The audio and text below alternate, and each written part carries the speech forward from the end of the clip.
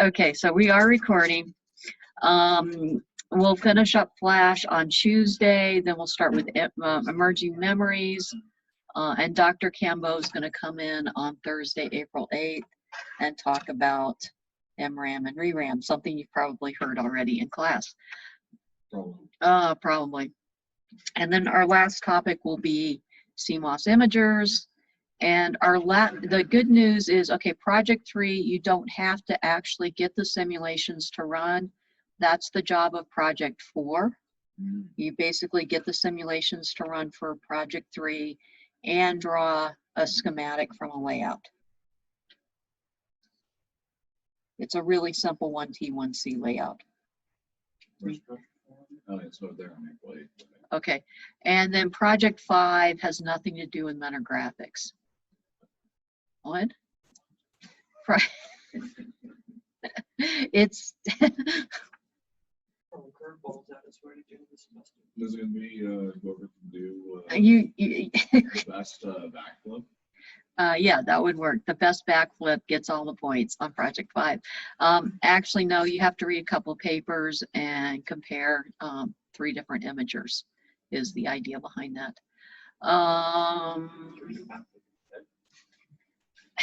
It's not that I don't see exactly backflip. Okay. We really are talking about backflips if you can't hear online. Okay, so continuing on with Flash, we'll get through chapter 1 today of the Micheloni book, which is posted, I think, in its entirety to BB Learn. Here's some old numbers, and I keep these in here because I just want to point out something really important. Memory is notorious for being a cyclical industry. There's ups and there's downs. You can see this big downturn in 2001. The DRAM is quite volatile. What? That DRAM curve is quite volatile. The DRAM curve is quite volatile, yes. What happened in 2001? Was anybody alive back then other than me? In the year 2000, if you had whatever your business name was, if it ended in .com, millions of people were running out to invest in you. They weren't looking at your business plan. They weren't looking at if there was any potential for you to ever make money. It was a .com, let's throw our money at it. The guy I shared an office with at the time, who had a PhD in physics from Yale, and who I thought was a complete idiot, especially because of there's other magnet stories you may have heard. But with the .com thing, he was going out on maxing out his credit card, buying options on buying .com stocks the next week, and thought he was going to make a huge amount of money on this. And all he ended up with in 2001 was a very large credit card bill. He was trying to convince me to do the same, but I didn't. What? The .com boom. The .com boom and bust. So when that happened, the desire for memory went down, and then it slowly came back up, and then it goes back down. 2012 was another bad year because of 2012. 2008 was when things started going downhill again. Yeah, and it goes back and forth. Right now, we're dealing with another economic problem, but fortunately, this economic problem makes everybody use computers, so we're not hurting. Memories is not hurting right now. This is the Flash floating gate transistor. I have a control gate that's tied like the gate of a normal transistor. I have the substrate is like a normal transistor, and I've got this floating gate in between there. It's separated from the real world, completely surrounded with 2 oxides. So I have no DC contact between this floating gate and the outside world. The only thing it does when I build up charge inside of there, it's going to shift the threshold voltage of this whole transistor. It's capacitively coupled. The floating gate here, oh, you can't see my pointer. The floating, unless you're in the classroom, the floating gate here is capacitively coupled to all the other nodes. We've got to figure out a way to get charge in there into this floating gate so we can influence its threshold voltage. And there are, no, we're not there yet. There are two basic architectures for flash. The first one is NOR, and if you look at this, it's wired up with a word line and a bit line for each cell. It's a lot like DRAM, except that instead of having one T, one C, I've got one T in it. NOR flash has a higher, you can access individual bits in it faster. NAND flash, I have a different architecture. The bit line actually, instead of having different bit lines for each one of these, the bit line runs through the transistor string. So I actually have to turn on word line 2 to address word line 1. Everything that's attached to that same bit line has to be turned on. It's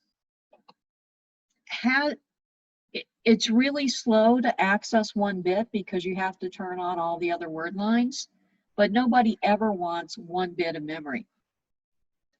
What they want is a whole bunch of memory, like a whole program or an entire song or whatever you're trying to download, or get off your memory all at the same time.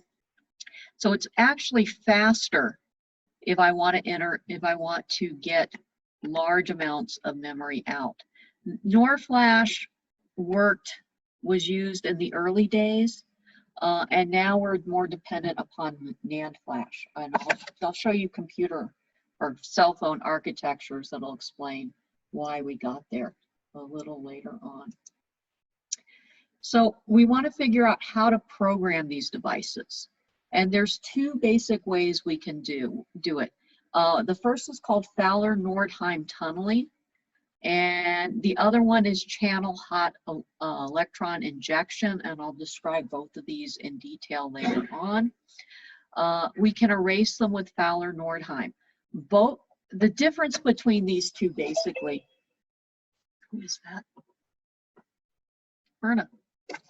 The difference between Fowler-Nordheim and the other one, the channel hot electron injection, is with Fowler-Nordheim, we put really high voltages into the device in order to give the electrons enough energy to penetrate that barrier. In channel hot electron injection, we put high currents through the device. Is the basic difference from an electrical standpoint, and we'll talk about the physics behind both of those two. When we're reading, we want to keep the voltages relatively low because we want to prevent programming and erasing during read. So the gate voltage may only be 3 volts, or it may be 2 volts or whatever it is now. And we have to keep the drain voltage low enough to prevent any hot electron current. Okay, where is everybody? So this is Fowler-Nordheim. What I'm going to do is, this is the high voltage version of it. I put a strong positive voltage on the gate electrode, and I put a strong negative voltage on the drain and the source. So I have a high voltage difference between the two.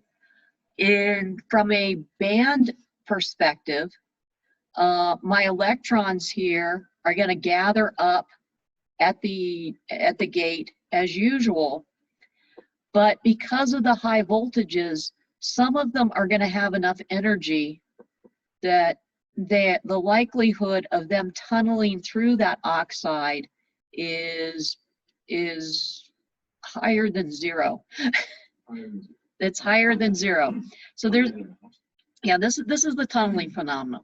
Any carrier, if this oxide is thin enough, this is one of the things that influences the probability. I got to have a thin oxide, and I have an energy barrier between there. Now there's 2 ways the electrons can get over the energy barrier. They can get a high enough energy to come up and go over there. That we don't want to do because we're more likely to destroy the device doing that. But there is this quantum mechanical thing where things actually blink in and out of existence. They don't exist inside the oxide.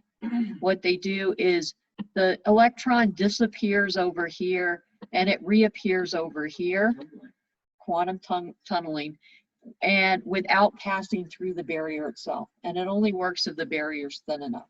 Isn't it like a really big issue right now? But it's like why is it not coming out and we don't want to kind of thing? Well, yeah, it's because it causes gate leakage currents, all kinds of things like that. But in this case, we're using it. Yeah, because when the oxides in the transistor in the regular transistors get thinner and thinner, this tunneling becomes an issue, and you get leakage current coming through the gate, and the gate is actually drawing DC current. It's only like, you know, a few like nanoamps or picoamps or something like that. But at these low voltages, it's enough to kind of disturb the transistors. But we're using it now, so it's, but it gets used too. Everything that has a bad effect can get used someplace else. We will learn that when we get to CMOS imagers. We'll learn that lesson fairly well. So I just put a high enough voltage here that some of the electrons have enough energy to actually tunnel through the barrier and end up on the other side. They end up in the floating gate, and when they're in the floating gate, they are going to increase the threshold voltage. So that's Fowler-Nordheim. The other one is channel hot electron current injection. What I'm going to do is I'm going to put a charge on the gate, a positive charge, and I run a really high current between the drain and the source. So when I run things at a high current, you get this thing called hot electrons. And all hot electrons are electrons that have a higher energy than average. So I'm running a lot of electrons through there. There's not many vacancies, so some of them are going to have to fill higher energy vacancies to get through there. Because these electrons moving through here, some of them have a high enough energy, they can tunnel through the oxide and get to the floating gate.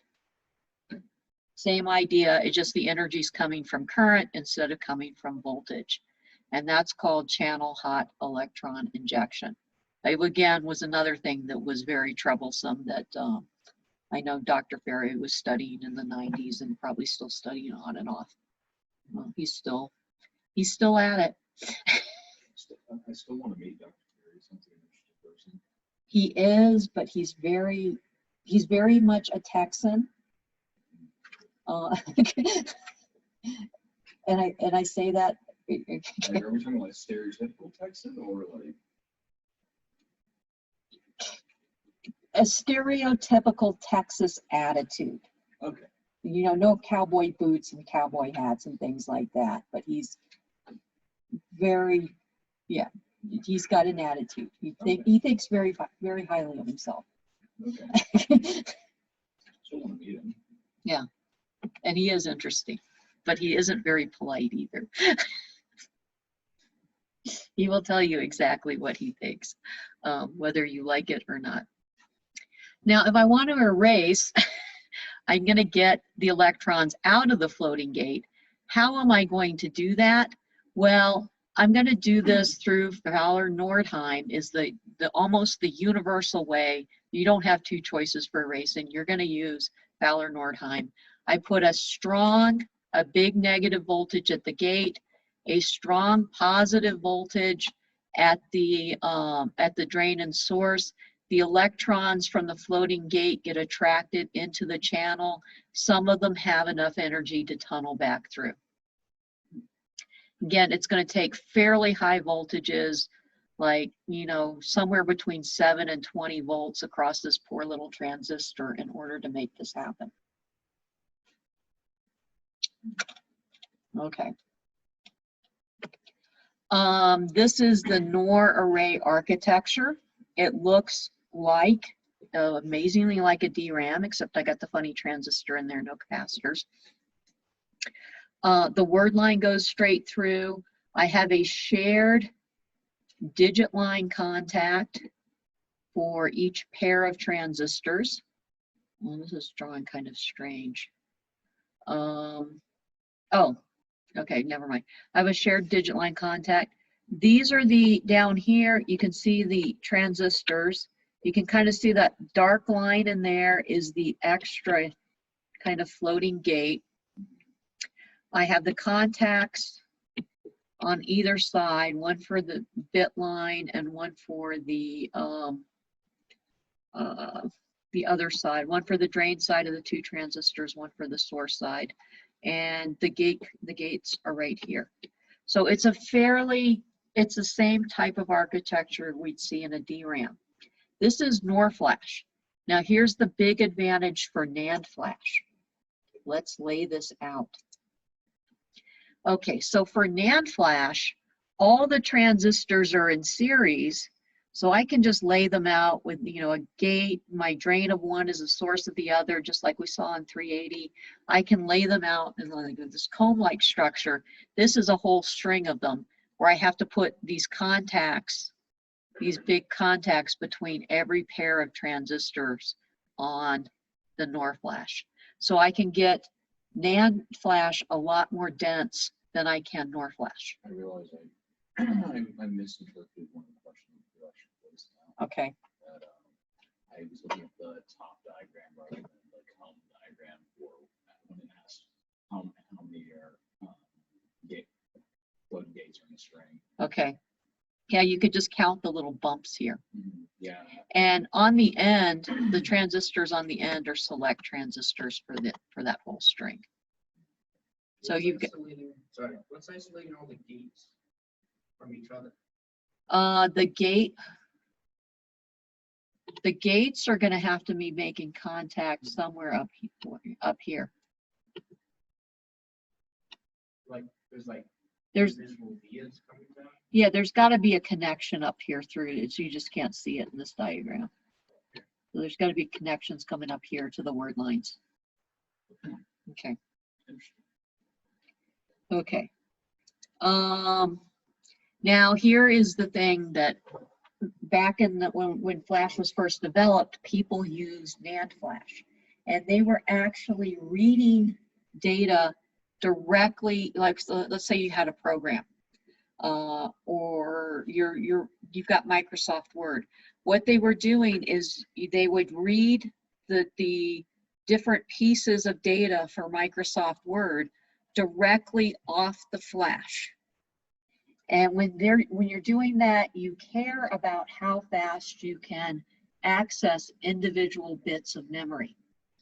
The random access time for NOR flash is like 60 to 120 nanoseconds, compared to NAND flash. If I want to get 1 bit of data, we're talking microseconds. So it's like it's like 1,000 times slower to get individual bits of data off of there. Now, much of computer architecture has changed. They decided that wasn't a good thing to do. They're going to have a big DRAM involved, and they're going to load the Microsoft Word into the DRAM and access the individual pieces of that. And they can do that rapidly. Now, here is where NAND flash, it's a smaller size, so we want it to work. If we go into page mode, I can get data in like 30 to 15 nanoseconds off of NOR flash, and I can get data 25 to 50 nanoseconds off of NAND flash. Now they're pretty much comparable. So reading out, the slow part of NAND flash is turning on all the word lines. Once I get those word lines on, I can read that whole block out as rapidly as I could NOR flash. Random, when I'm writing, you cannot write randomly to NAND flash anymore. You have to actually erase an entire block and write an entire block. But because this doesn't work so well, 200 microseconds per byte. But it's 200 microseconds per byte, but it's also 200 microseconds per page. So most of the time is being eaten up with just addressing that page. Random access through random write speed on here is about 10 microseconds. So I can write to this a lot faster per byte if I'm writing in page mode. And pretty much that's all anybody's doing right now. And when we get to how you read and write, we get into more of the details of how you read and write to Flash, you'll see why. It's basically what people do is they erase an entire block and then write to that entire block all at once when you're reprogramming it. Yeah, a lot of problems in here. Size of everything's going down. This is an introduction here. It's talking about two different kinds of, and these numbers are old, but kind of what's been going on here is that SLC still exists. This is single level cell, and this is all we've been talking about so far, is I write 1 bit to 1 transistor. So it's either a low value or a high value to that single transistor. MLC was, well, what if I write 4 different threshold voltages to that cell, and then I can store 2 bits of data in 1 cell. Sounds like you're doubling your memory size for a cost of nothing. We'll talk about some of the costs later on. I'm trying to stay focused here. So this is how we do single level cells. So this is the SLC here. I write, okay, so my first thing I do is I erase all the devices, so I get their threshold voltages as low as they'll go.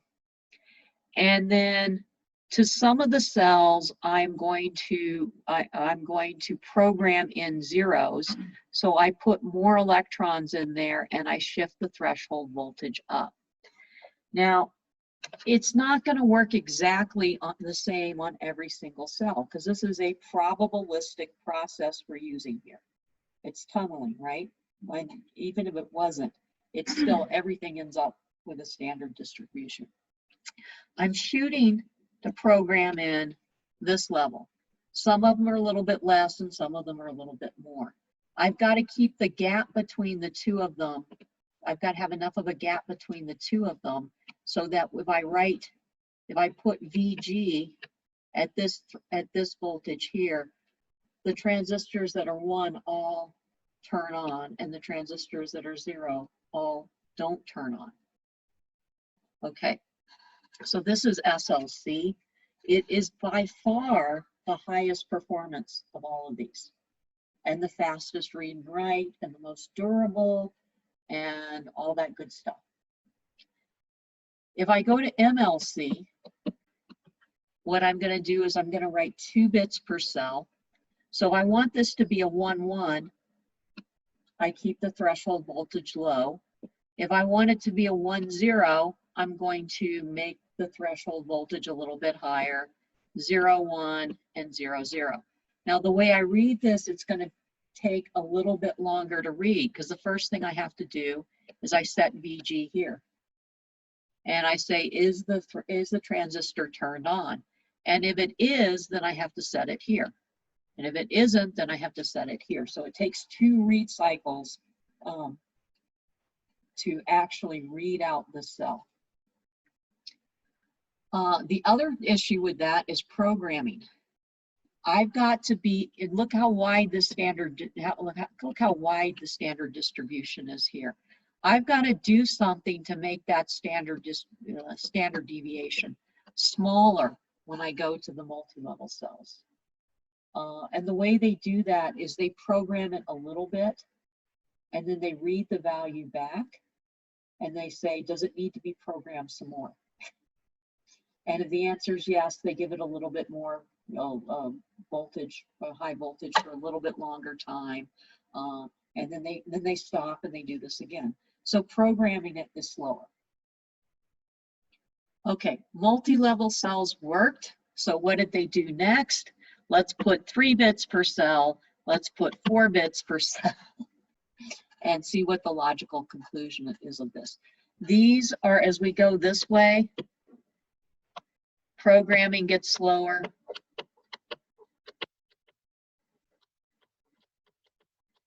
Well, let's see what else happens. The programming gets slower. You can understand why that is.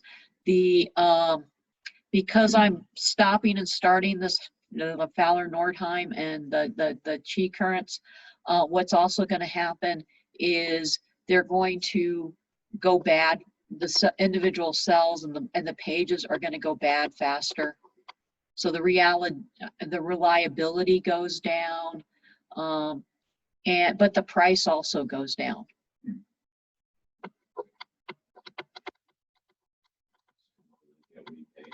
Yeah. So this is the high performance.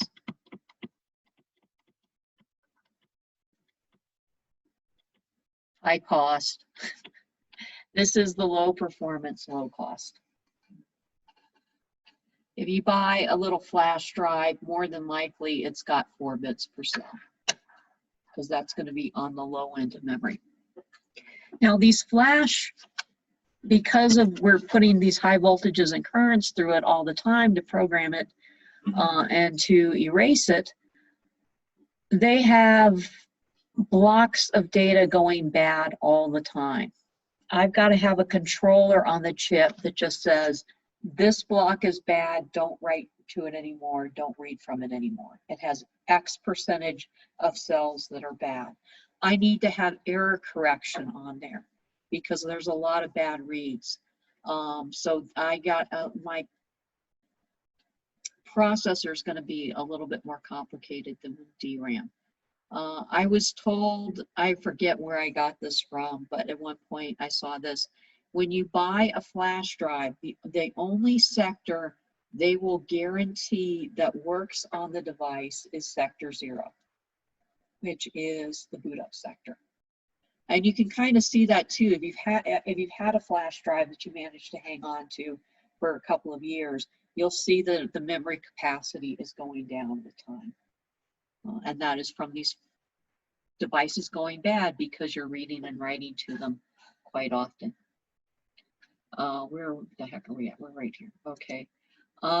Again, everything's getting smaller. The 16 level cell, that didn't come into play. Where's the 16 level cell? It's this one right here. This is relatively recent. It's been in the past 10 years. The single level cell is what came first. And then the, whatchamacallit, the multi-level cell was like right there. And the additional bits have been coming in as time goes on. Next thing, of course, we do to make NAND denser is we're going to stack 3D NAND flash.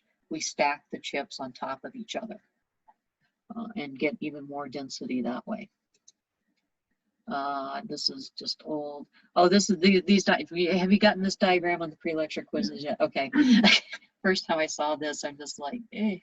I stared at it for some time where I actually understood it. I've seen these kind of things a bunch in like video games. Well, no, I've Yeah, seen okay. a diagram in a video game, but I stared at it for a while to actually decipher what was happening with each type of NAND. Okay, yeah. The idea behind this is you want to be on the outside of the diagram. The good things are on the outside. Wait, some of them, like, No, all the good things are on the outside. It's like 1 over the operational current. It's 1 over it's the inverse. Yeah, this is 1 over power. So we want this to be big.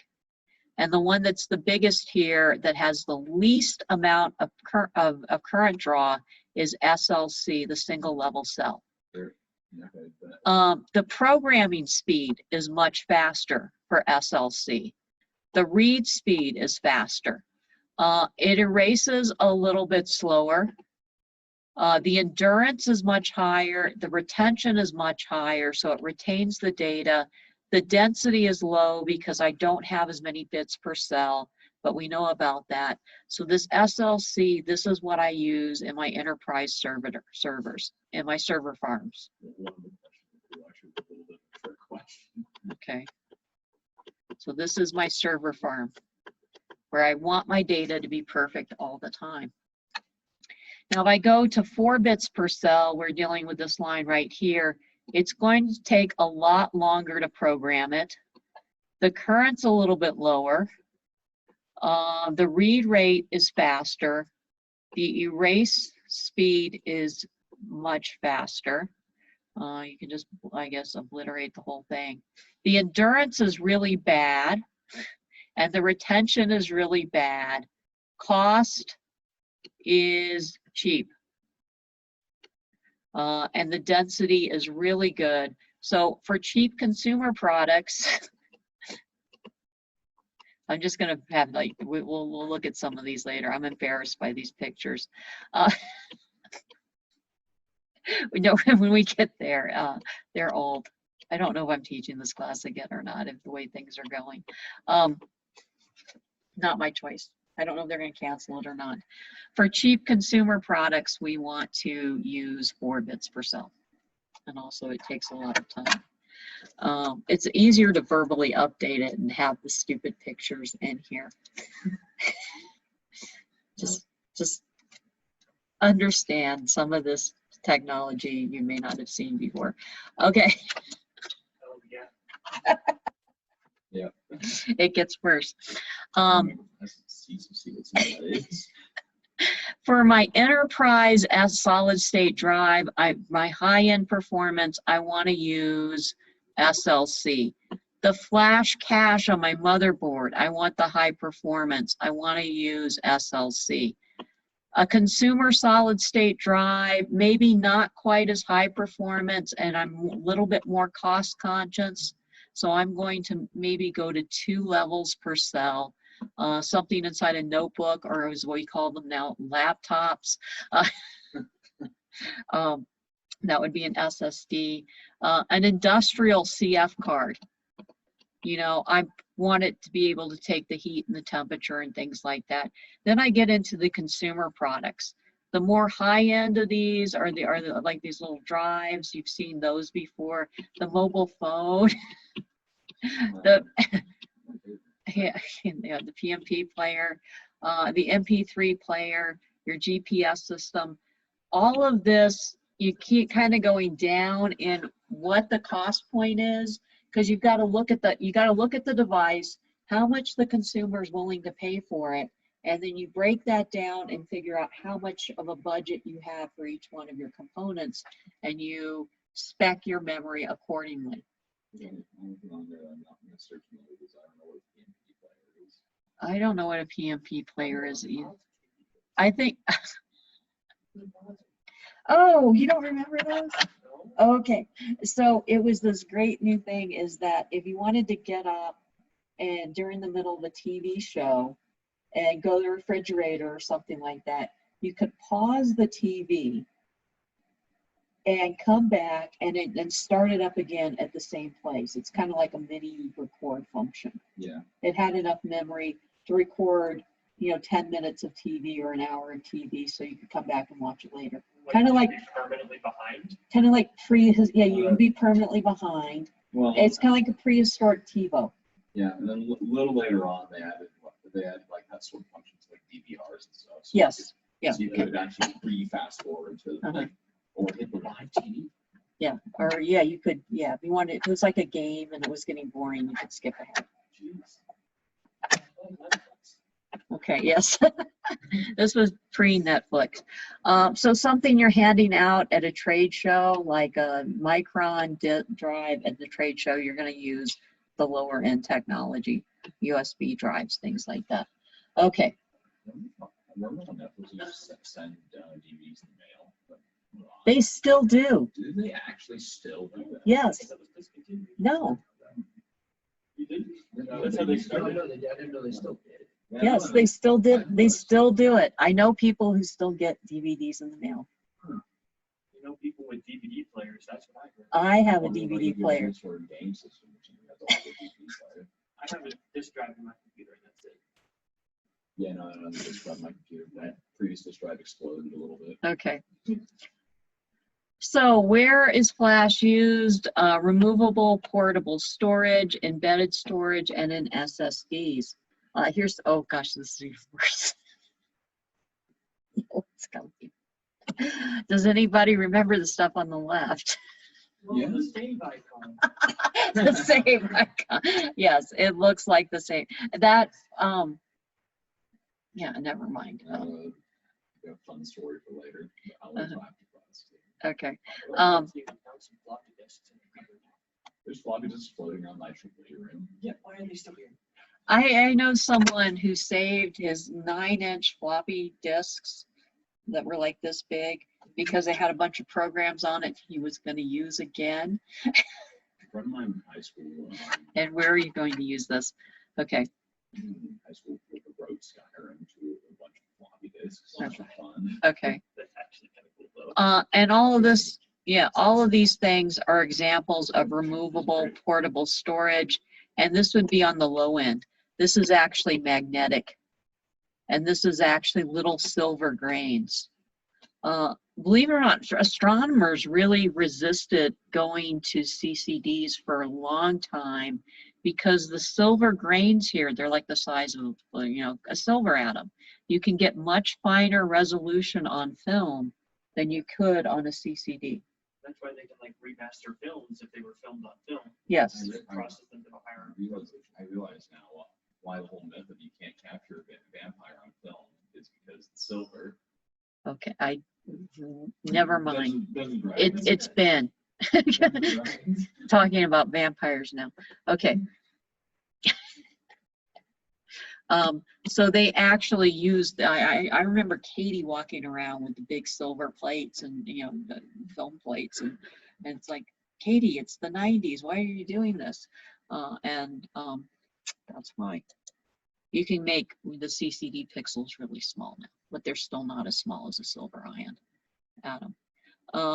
Whatever silver they use in the film. Embedded storage, this is where I actually have the memory in there. If I have a memory in the camcorder that I can offload through a cable, that would be, you don't know what a camcorder I is. know a camcorder. Never mind. I really need to rewrite this.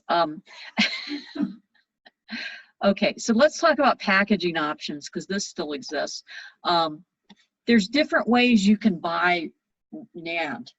Now, let's say I want to take the NAND and I want to put it inside a solid state drive. I may have 10, 20 NAND chips in one drive. I don't want to have the control. I don't want to have a controller for each one of those chips embedded in the chip. So I buy something called raw NAND, which has no controller in it. Then I have to have a separate chip that acts as my NAND controller.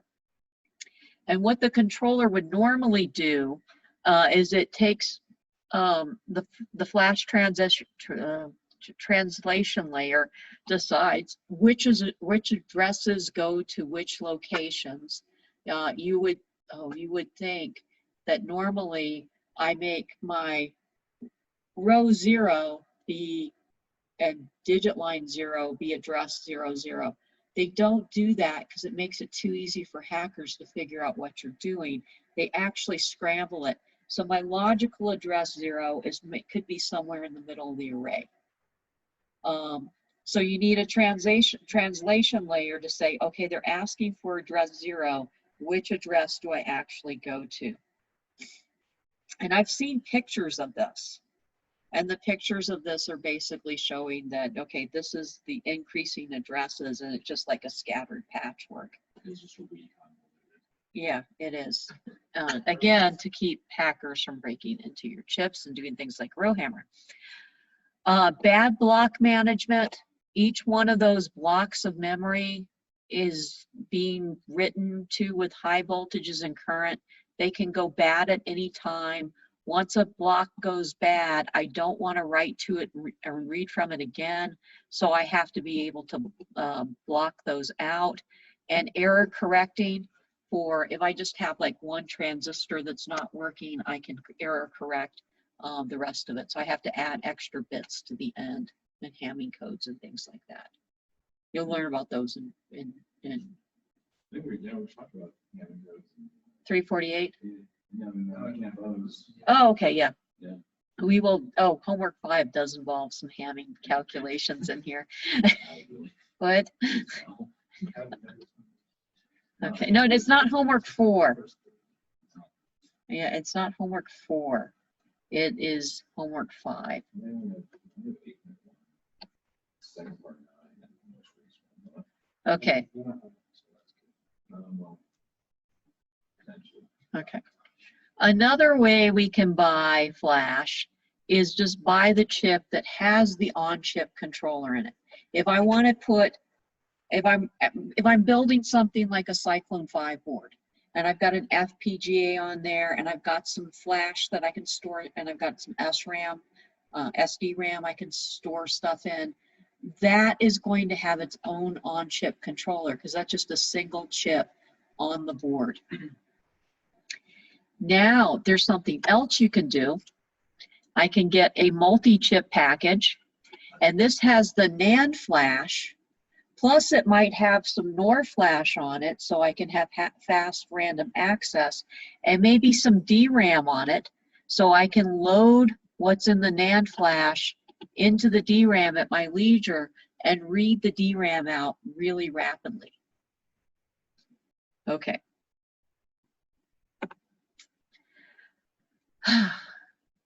So the flash is the flash translation layer. This is what it does. And basically it's going to hide the block erase latency and flash wear out from the user, so the end user doesn't have to think about it. If you're using a memory, you don't want to have to sit there and just repeatedly check to see. You don't want to have to do this. You want it to be done automatically. You don't want to have to repeatedly go out and check to see, is this block good? Can I read to it? Can I write from it? Is the data good on it? Right. We want to keep the interface as simple as we possibly can for the end user. We want to be able to defrag and erase whole blocks and maybe put pieces of that file in another block and keep the memory done. Bad block management to keep track of worn out flash blocks. There's another thing going on here too. It's called wear leveling. Because the process of reading and writing from flash is so destructive, I don't want to just always write to block 1 and then always write to block 2. I want to, you know, keep it so that I am writing to each still usable block about the same number of times. So I go to the one that I've written to the least first. And that is part of the flash translation layer. Okay, so this is an old architecture, but it can... I'm sorry. 3G. This is the new, it's a smartphone. Okay. Back in the day, what they would do is the data that you were working on was in RAM. All the code was in the NOR flash, and you did not dump your code into RAM. So because of this, you wanted to have fast random access to your code block. So we wanted to use NOR flash.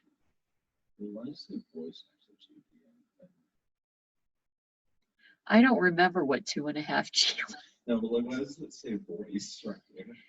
Because it's just it's a phone. Oh, well, yeah, but I'm okay. You could text on them. Okay. Yeah, but that's just like, what, you could talk on the phone? Yeah, yes, of course. I'm just, she's wondering why it specifies voice. Don't heckle my slides. It's way more fun in class. This is a smartphone. You can get data over it. It's a new feature. But it changed the architecture. And you guys got to realize this, as things go up, as we get to 6G, how is the architecture going to change? There are people, in fact, I know this friend of mine, Furman, he was on the board that actually wrote the spec for 3G. And it was all the companies making cell phones at the time and all arguing over, well, what's our standard going to look like? And of course, the people who had developed one piece of technology wanted their technology to be standard. And so it's a big argument. And the other people wanted their technology to be standard. And so that's what they did, is he fought for like 2 years, but he was good at that. He liked doing it. I would have driven me crazy. Okay, but because I now am, what I'm doing is I am taking my code and I'm putting it into NAND flash, and my data is in NAND flash. I'm going to move some of the stuff I'm working on directly into RAM through there, because the bigger RAM chips are there. I don't even want to talk about this anymore. It splits up the architecture. So I've got to move to NAND flash. I'm going to move to NAND flash. So I'm reading and writing bigger blocks of data back and forth between here. Over here, I'm just reading the code directly into the MCU. And so I want fast random access here. Here I don't care so much about fast random access, but I can get the density up.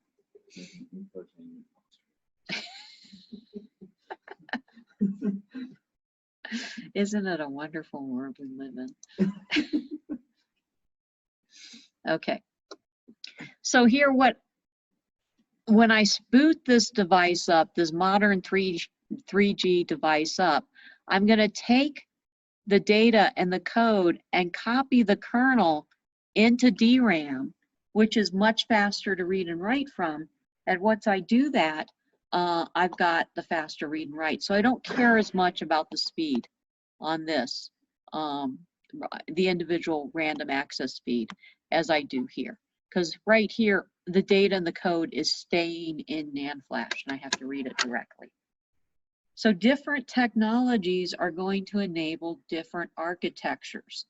When we talk about ReRAM and MRAM in the modern world, we're going to see that ReRAM is going to, when it gets into density levels that we can actually use it at, get gigabytes out of it, get tens of gigabytes out of it, we're going to be able to integrate the memory directly into the processor and speed things up like exponentially. DRAM you can't integrate into the processor because it doesn't like the heat. ReRAM you can, and the ReRAM cell itself is the size of a VIA. And so every gate, and in fact, when Dr. Cambeau comes here, I'll tell you, I'll give you a preview of this. He will go through an entirely different form of logic than anything you've ever seen before. Instead of using standard CMOS logic, we use the ReRAM cells themselves as logic devices. So completely new architectures coming as things advance along. MOSFETs are not going to last forever. Okay, it's, yeah.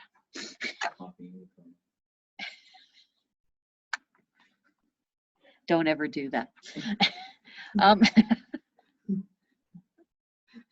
Someday I'll tell you about the kernel.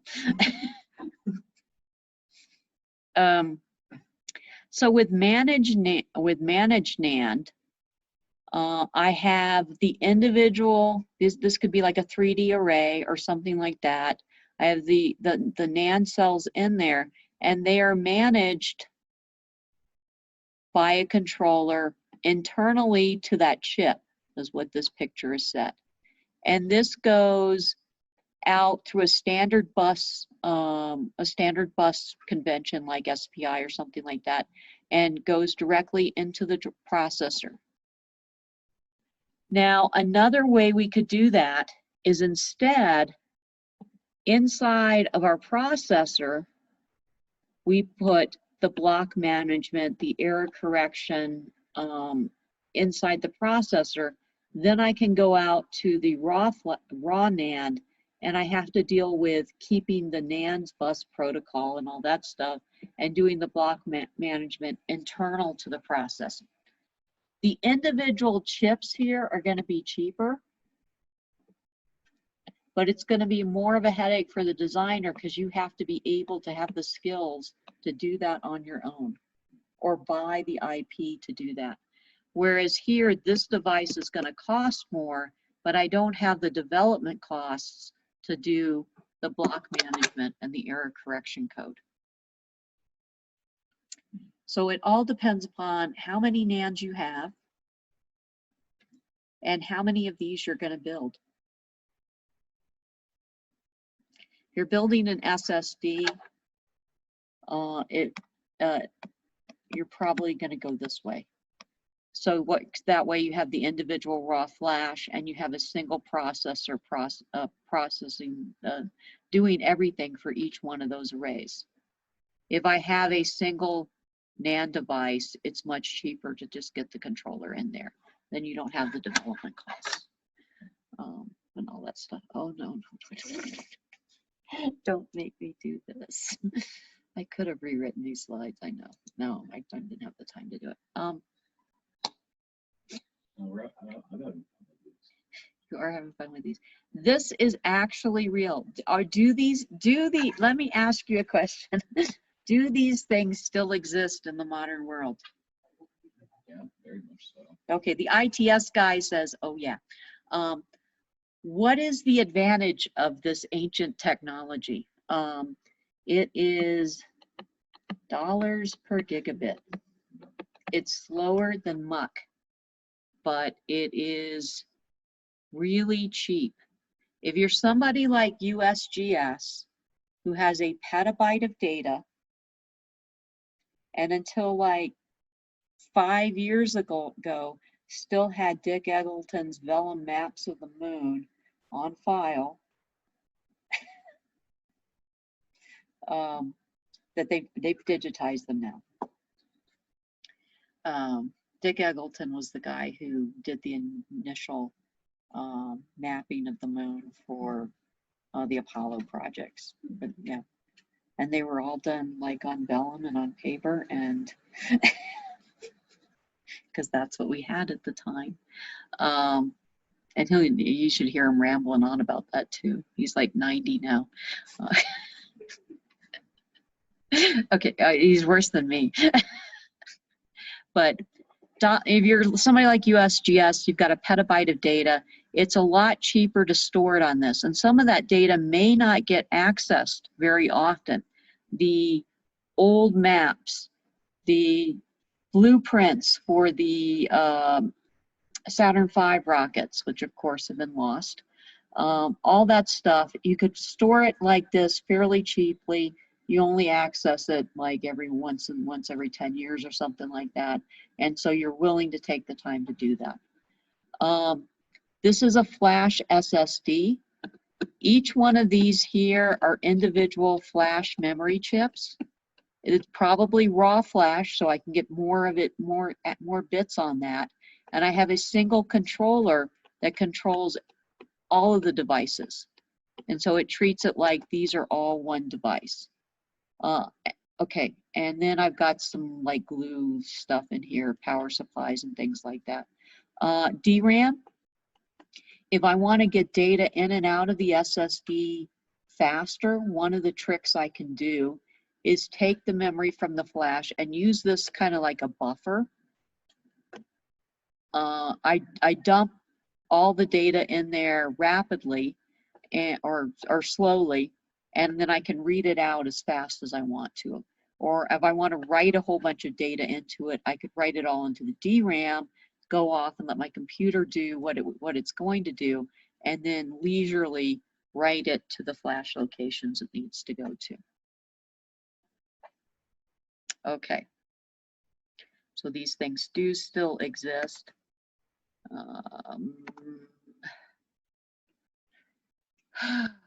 Why would anyone use a hard disk drive? Let's see, here's the hard disk drive. Low noise. Wait, that's just, well, yeah, high noise, never mind, okay. High capacity. It says it has a small size. Low dollars per gigabyte, it's right there. Okay. Back in the day, my first internship was at a company called DEC that doesn't exist anymore, but it was as big as IBM at the time. I was down in Tempe and we made hard disk drives. And the individual disks were like this big and they stored 100 megabytes of data. And we'd stack 10 of them in a cabinet. And this cabinet was about yay big, about 2 feet tall, foot wide by another foot, and it stored an entire gigabyte. And people paid about $60,000 for this. That's all we did. And so that we're not doing, that company is not doing that in Tempe anymore. Consumed by another company. What happened to them?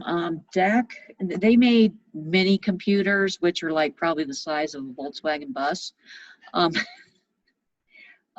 They tried getting into the PC market, but their PCs weren't that good.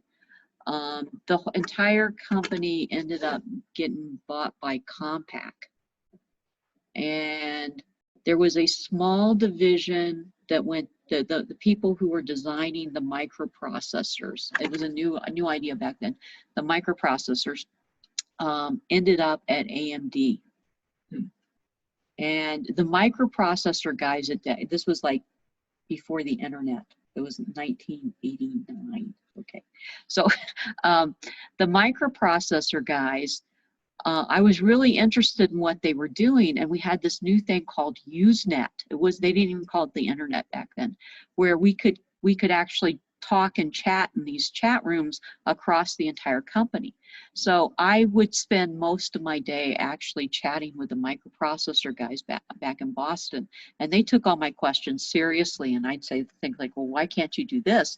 They go, "Well, we don't know how to do that yet, but here, we'll write this program." And okay, and then they do it. And so they actually kind of took me seriously as an engineer, and that was kind of fun. So I always kind of had a soft spot for AMD because all those guys ended up at AMD, being their microcontroller people. Yeah. Yeah. I mean, I remember those guys. They put up with a lot out of me. I was a lot like Vitaly when I was an undergrad. You're a lot like Vitaly. I had a lot of scattered ideas. Okay, so we're here. So this is an equivalent amount of storage versus this.